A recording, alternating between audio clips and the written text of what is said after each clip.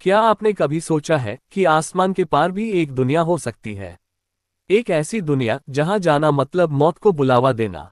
लेकिन जब इंसान लालच, प्यार और मजबूरी में अंधा हो जाए, तो वह वहां भी पहुंच जाता है जहां से कोई वापस नहीं आता। कहानी की शुरुआत होती है आसमान से हजारों किलोमीटर ऊपर बसी एक रहस्यमयी दुनिया से, जहां कुछ सैनिक अपनी जान की बाजी लगाकर पहुंच जाते हैं।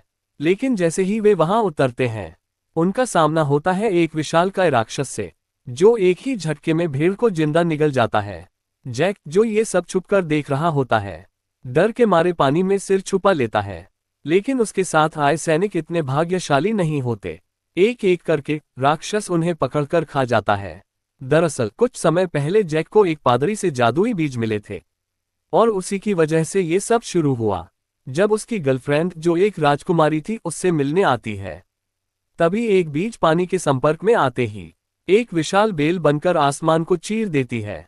पूरा घर उस बेल के साथ ऊपर उड़ जाता है, और राजकुमारी उसी रहस्यमयी दुनिया में फंस जाती है। अगले दिन राजा को सच्चाई पता चलती है, और वह तुरंत सैनिकों की एक टीम जैक के साथ भेज देता है।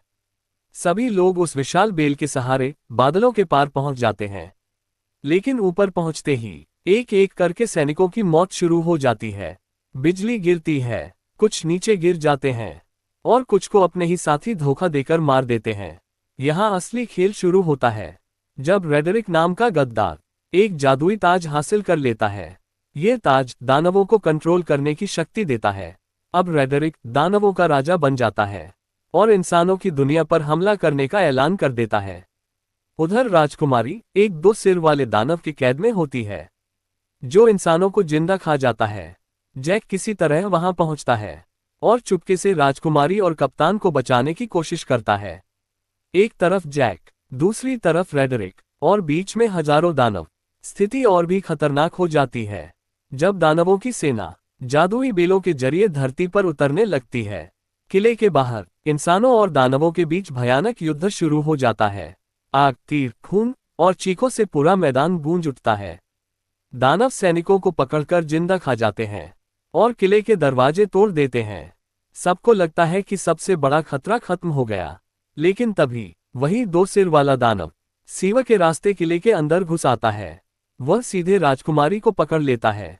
जैक अपनी आखिरी हिम्मत जुटाकर दानव से भिड़ जाता है, लेकिन इस बार वह कुछ अलग करता है।